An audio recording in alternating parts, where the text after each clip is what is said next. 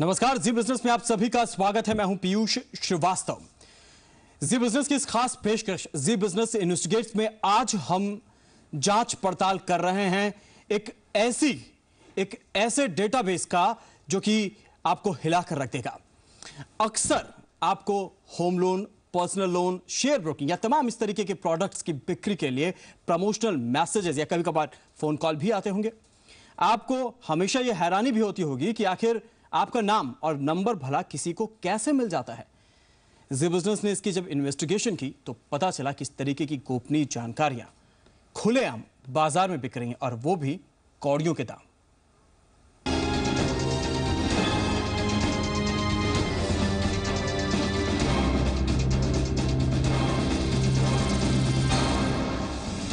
आप चाहे अमिताभ बच्चन हो या फिर मुकेश अंबानी, आप चाहे सचिन तेंदुलकर हो या फिर आम डीमैट अकाउंट होल्डर, हवाई यात्रा करने वाले हो या सिर्फ एक कार ओनर, आप कहाँ काम करते हैं और आपकी सैलरी कितनी है, यहाँ तक कि आपने कौन सी कार खरीदी है और आपने कितना लोन लिया है, आपने इंश्योरेंस की कौन सी पॉलिसी ली है और आप कहाँ रहते हैं, आपकी सारी कॉन्फिडेंशियल जानकारी कौड़ियों के दाम बेची जा रही है। 25 लोगों के सारे ब्यौरे की कीमत है सिर्फ 1 पैसा। कुछ दिन पहले मुझे मोबाइल पर एक मैसेज आया। मैसेज में लिखा था कि 1 करोड़ लोगों का डेटा सिर्फ 5,000 रुपए में मिलेगा। जांच पड़ताल करने के लिए मैंने जब कॉल किया तो मुझे पता चला कि वो number e marketing company Matrix Infobiz का है। मैंने उनसे अधिक जानकारी लेने की कोशिश की तो उन्होंने मुझे बताया कि मुंबई के 1.25 करोड़ लोगों का डेटा वो सिर्फ 5,000 रुपए में बेचेंगे, और इसके अलावा भारत के 44 करोड़ लोगों का डेटा वो सिर्फ 15,000 रुपए में बेचेंगे। एयरपोर्ट पर मैट्रिक्स इन्फोबिज कंपनी के कर्मचारी से मीटिंग पक्की हुई। कंपनी के कर्मचारी को 5,000 रुपए देने पर 2 सीडी मिली। इस 2 सीडी में मुंबई के 1 करोड़ 30 लाख लोगों का पूरा डेटा है, जिसमें बड़े कॉर्पोरेट्स जैसे मुकेश अंबानी, रतन टाटा, अनिल अंबानी, सज्जन जिंदाल, राहुल बजाज और आनंद महिंद्रा जैसे लोगों का पूरा ब्यौरा मिला। साथ ही बड़े फिल्म स्टार्स जैसे अमिताभ बच्चन, ऐश्वर्या राय, करीना कपूर, सैफ अली खान, रानी मुखर्जी, अरबाज खान, सलमान खान जैसे सितारों का पता और नंबर मिला। इसके अलावा कार, इंश्योरेंस और लोन लेने वाले ग्राहक, डीमैट अकाउंट होल्डर्स, HNI और बड़े कंपनियों के एग्जीक्यूटिव्स की भी पूरी जानकारी मिली। रिलायंस, वोडाफोन, एयरटेल, आइडिया और लूप जैसे टेलीकॉम सर्विस प्रोवाइडर के लाखों ग्राहकों के नंबर भी इस सीडी में मिले। जांच पड़ताल करने के लिए हमने कई नंबर पर कॉल किए और वो नंबर सही पाए गए। इसका मतलब आपके ब्रोकर, बैंकर, टेलीकॉम ऑपरेटर के पास जो आपकी कॉन्फिडेंशियल जानकारी है वो कितनी सुरक्षित है, इसका अंदाजा आप खुद लगा सकते हैं। अमोल देठे, जी बिजनेस, मुंबई। यकीन मानिए कि इनकम टैक्स डिपार्टमेंट के पास जितनी आपकी जानकारी नहीं होगी, उससे कहीं ज्यादा जानकारी इस डेटाबेस बेचने वाली तमाम कंपनियों के पास है। ग्राहकों के फोन नंबर, आपके डीमैट अकाउंट की जानकारी या फिर क्लाइंट आईडी, ये सब कुछ, यकीन मानिए ये सब कुछ बिक रहा है बाजार में। पैसा कमाने की वजह से, सिर्फ पैसे के लिए आपकी तमाम जानकारियां पहले से ही बाजार में बेची जा चुकी हैं। मैट्रिक्स इन्फोबिज नाम की ई मार्केटिंग कंपनी से महज 5,000 रुपए में हमें जो डेटाबेस मिला है उसमें बड़ी कंपनियों के कस्टमर्स की कॉन्फिडेंशियल इंफॉर्मेशन है, लाखों निवेशकों के डीमैट अकाउंट का ब्यौरा है। जैसे शेर खान के 80,000 डीमैट अकाउंट होल्डर्स का नाम, पता, फोन नंबर, अकाउंट नंबर और यहां तक कि क्लाइंट आईडी मिल रही है। कई बैंकों के क्रेडिट कार्ड होल्डर्स का नाम, पता, फोन नंबर भी इस 5,000 रुपए की सीडी में है। इसके अलावा बैंकों से कार लोन लेने वाले ग्राहकों के नाम, पते, फोन नंबर, गाड़ी का नाम, लोन की रकम, अकाउंट नंबर और EMI की रकम जैसी सारी गोपनीय जानकारियां इस डेटाबेस में मौजूद है। सरकारी और निजी कंपनियों के लोगों की भी जानकारी बाजार में बेची जा रही है। HDFC bank, Indian oil, Hindustan petroleum, Reliance industries, state bank of India, SR oil, ONGC, BSNL, TCS, Larsen and turbo, Wipro, Hindustan Unilever, IDBI bank और हिंडाल्को जैसे कंपनियों के सीनियर एग्जीक्यूटिव्स की जानकारी भी सीडी के जरिए खुलेआम बेची जा रही है। इस सीडी में कंपनियों के कर्मचारियों की सैलरी और काम के अनुभव तक की जानकारी भी है। फेमस सेलिब्रिटीज के अलावा डिप्लोमा और MBA स्टूडेंट का डेटा भी बाजार में बेचा जा रहा है। मुंबई की करीब 5,000 लड़कियों की और 5,000 लड़कों की भी सारी सूचनाएं जैसे उम्र, कंपनी, मौजूदा सैलरी, एक्सपीरियंस जैसी जानकारियां भी सीडी के जरिए बाजार में बिक रही है। अमोल देठे, जी बिजनेस, मुंबई। अब आपको हम सीधे लेकर चलते हैं जी बिजनेस संवाददाता असीम मनचंद और अमोल देथे के पास। असीम दिल्ली से हैं और अमोल हमारे साथ मुंबई से इस वक्त बने हुए हैं। अमोल, सबसे पहले आपसे बात करना चाहेंगे कि जो ये जानकारी मिली यकीनन हैरत अंगेज है, लेकिन कितनी ऑथेंटिक होती है जानकारी? जी, मैं आपको बताना चाहूँगा कि ये जो जानकारी है काफ़ी हद तक 80 से 90% तक ये जानकारी पूरी ऑथेंटिक है। जो 5,000 रुपये में 1.5 करोड़ रुपए का 1.5 करोड़ लोगों का डेटा हमने खरीदा है, उसमें से कई नंबर पर हमने कॉल किए, जिसमें से सेलिब्रिटीज़ भी थे। अगर आपको बताना चाहूँ तो अमिताभ बच्चन, ऐश्वर्या राय के नंबर पर हमने कॉल किए और वो दोनों भी नंबर सही थे। उसके अलावा बाकी कुछ कॉर्पोरेट्स के नंबर और तमाम जो कस्टमर्स थे उनके नंबर भी कॉल किए, उनके नंबर पर कॉल किए तो उनकी भी जानकारी सही थी, उनकी भी सारी डिटेल सही थी। जो ये डेटा मिला था सिर्फ 5,000 रुपये में 1.5 करोड़ लोगों का डेटा, ये बहुत ही हैरत अंगेज है। ये डेटा लीक कंपनियों के से ही हुआ है, इस पे कोई दो राय नहीं है। ये जो डेटा है इसमें सिर्फ सेलिब्रिटीज़ नहीं है, उसके अलावा कॉर्पोरेट्स भी है जिसमें मुकेश अंबानी, रतन टाटा जैसे बड़े लोग शामिल है। और उसके अलावा अगर टेलीकॉम सर्विस प्रोवाइडर की बात करें तो सारे जो बड़े और एमिनेंट टेलीकॉम सर्विस प्रोवाइडर्स है जिसमें वोडाफोन है, एयरटेल है, आइडिया है, लूप है, इसके भी लाखों कस्टमर्स का डेटा हमारे पास है। अमोल, यहाँ पर सवाल और भी खड़े होते हैं। ये जो तमाम कंपनियां हैं जो इस तरीके के डेटाबेस बेचती हैं, वो भी कौड़ियों के भाव, इनको ये डेटाबेस आखिर मिलता कहाँ से है? किस तरीके से ये हासिल करते हैं इसको? जी, इस पे एक थोड़ा सा मैं आपको ये इस तरह से समझाना चाहूँगा कि KPMG जो कंसल्टिंग फर्म है उनका एक कुछ ही दिन पहले सर्वे हुआ था, इंडस्ट्री फ्रॉड सर्वे। उसमें उन्होंने मेंशन किया था कि इंडस्ट्री में जो फ्रॉड्स होते हैं उसमें 60 से 70% फ्रॉड कंपनी के खुद एम्प्लॉयज़ ही करते हैं। अगर हम service provider, telecom service provider की बात करें या बैंक्स की बात करें, जो डेटा हमारे पास मिला है, बड़े बड़े बैंक्स का डेटा हमारे पास है जिसमें कस्टमर का सिर्फ नाम, मोबाइल नंबर और टेलीफोन नंबर ही नहीं है बल्कि उसका अकाउंट नंबर है, उसने जिस सेक्टर के लिए लोन लिया है, माना कि वो पर्सनल लोन हो या कार लोन हो, वो लोन की अमाउंट उसमें शामिल है। इतना ही नहीं, उसको डिसबर्स की अमाउंट कब कितनी हुई थी, वो EMI कितना दे रहा है और वो कहाँ से है, उसका ब्रांच कोड क्या है। ये इतनी कॉन्फिडेंशियल जानकारी मुझे नहीं लगता कि बैंक के किसी एक मिली भगत की वजह से, बैंक के किसी एम्प्लॉय की मिली भगत के बिना ये जानकारी बाहर आ सकती है। अमोल, यहाँ पर कई और सवाल यहाँ पर खड़े होते हैं। एक तो ये भी है कि ये जो इस तरीके के डेटाबेस तैयार किए जाते हैं उसको इसके बाद खुलेआम बेचा जाता है, जिस तरीके से हमने आपकी रिपोर्ट में भी देखा कि आपके पास इस तरीके का मैसेज आया खुद, और यानी कि एक पब्लिक डोमेन में इसको लाकर बेचा जा रहा है, खुलेआम इस तरीके के डेटा बिक रहे हैं। क्या ये लीगल है और कानून इस बारे में क्या कहता है?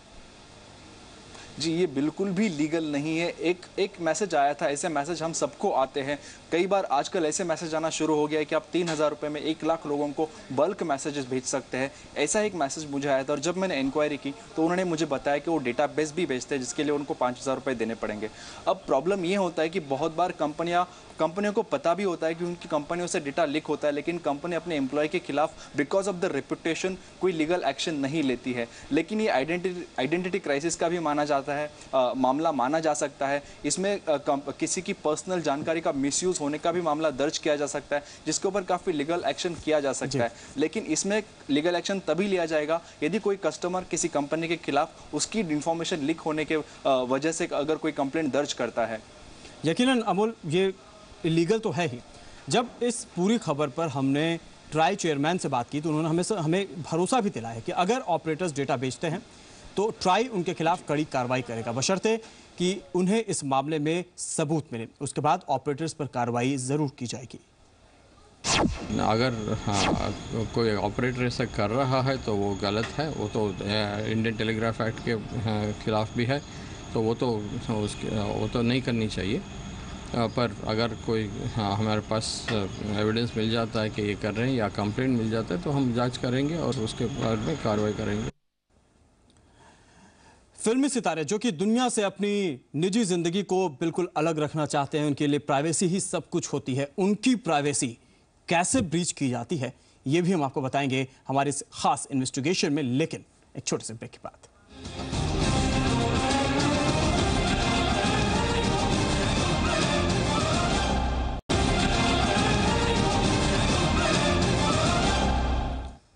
ब्रेक के बाद एक बार फिर आपका स्वागत है।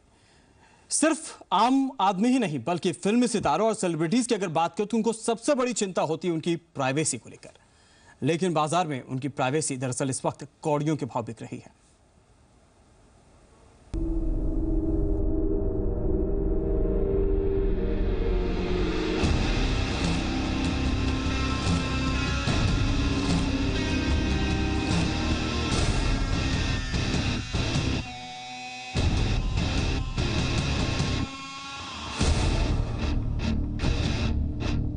अक्सर फिल्मों में हीरो कहीं भी और कैसे भी पहुंच जाता है, लेकिन क्या आप जानते हैं कि वास्तव में उसी हीरो की असली जानकारी कौड़ियों के दामों में मिल रही है। हमें जो डेटाबेस मिला है उसमें पूरा बॉलीवुड कैद है। अमिताभ बच्चन से लेकर सैफ अली खान तक और आयशा जुल्का से लेकर करीना कपूर तक सबकी जानकारी इस सीडी की बदौलत हमारे पास है। पर्दे पर करोड़ों लोगों को लुभाने वाले इन फिल्मी सितारों की सारी जानकारी हमें इस डेटाबेस में मिली है। इन फिल्मी सितारों में आमिर खान, सलमान खान, अरबाज खान, करीना कपूर, रानी मुखर्जी और ऐश्वर्या राय के साथ सारे फिल्मी सितारे, प्रोडक्शन हाउस और मीडिया के 13,000 लोगों का डेटा है। फिल्मी सितारे ही नहीं, सचिन तेंदुलकर जैसे बड़े क्रिकेट खिलाड़ियों की भी पूरी जानकारी है। शेयर बाजार में पैसा लगाने वाले हजारों एचएनआईज और लाखों रिटेल निवेशकों की भी पूरी जानकारी इस सीडी में हमें मिली है। आप किस एयरलाइन से फ्रिक्वेंटली ट्रैवल करते हैं उसकी भी जानकारी यहाँ इस सीडी में मिल जाएगी। इंश्योरेंस पॉलिसी होल्डर्स के भी नाम और नंबर है। रूट के हिसाब से भी लोगों की पूरी जानकारी इस सीडी में दी गई है। जैसे अगर वेस्टर्न रेलवे या सेंट्रल रेलवे के रूट पर रहने वालों का ब्यौरा चाहिए तो वो भी आपको यहाँ मिल जाएगा। मतलब अब प्राइवेसी के लिए चाहे जितनी कोशिशें कर लें, लेकिन मुनाफाखोरी में लोग बाजार में आपकी सारी जानकारियां खुलेआम बेच रहे हैं। अमोल देठे, जी बिजनेस, मुंबई। आपकी गोपनीय जानकारियां दरअसल सीडी में इसलिए बिकती हैं क्योंकि कंपनियों से सीधे तौर पर डेटा चोरा। तमाम ऐसी रिपोर्ट है जो बताती हैं कि कहीं न कहीं कंपनियों के कर्मचारी ही इस तरीके के घोटालों में शामिल होते हैं।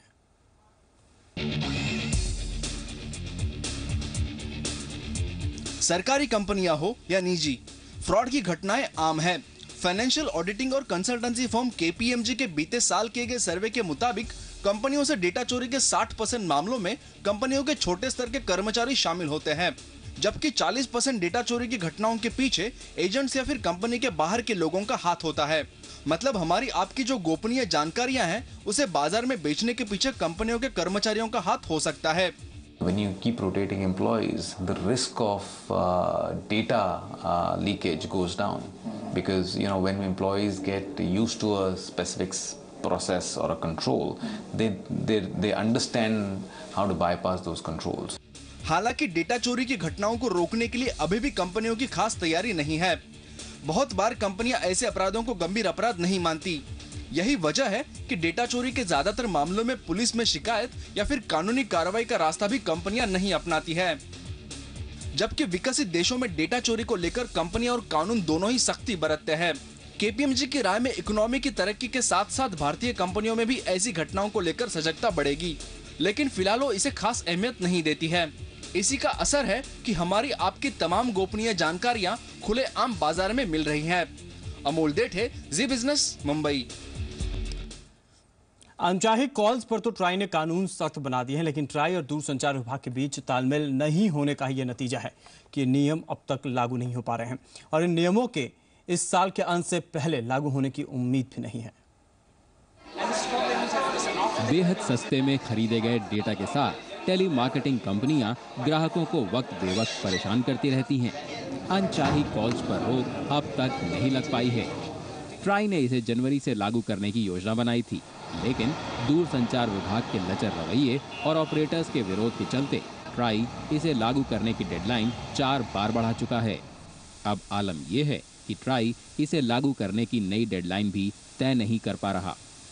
मैं तो उम्मीद रखता हूं कि अगस्त में हो जानी चाहिए, पर बात यह है कि मैं जब भी कहता हूं कि मैं एक उम्मीद रखे कहता हूं, पर अगर वो लैंडलाइन नंबर जब तक नहीं मिलते हैं तब तक तो ये लागू करना मुश्किल हो जाता है।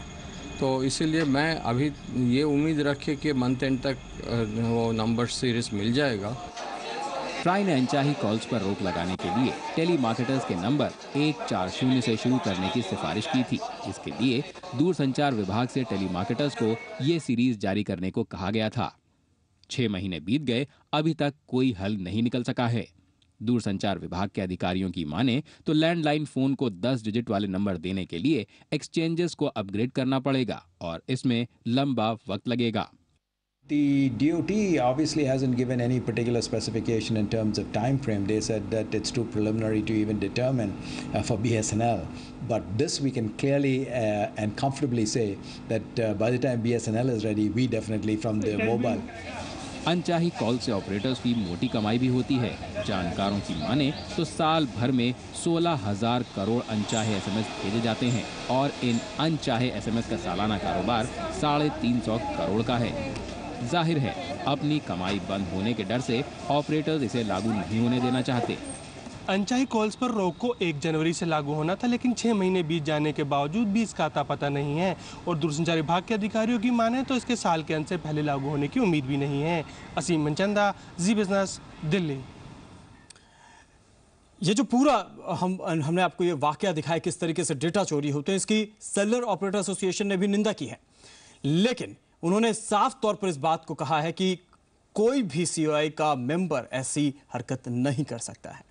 Well, it hasn't come to our attention that any of our operators have been, member operators have been selling this. This will be a clear violation of customer privacy. It's not something that we condone. And if any of operators are involved in this, it would be considered a serious violation of customer privacy. And I don't think our operators would be involved in that. चलिए, association भले इस बात से इनकार कर रहा हो, लेकिन एक बेहद छोटे से ब्रेक के बाद हम आपको दिखाएंगे कि कैसे टेलीकॉम ऑपरेटर्स के भी जरिए या फिर किसी भी कस्टमर केयर के जरिए कैसे ये डेटा चोरी हो सकता है।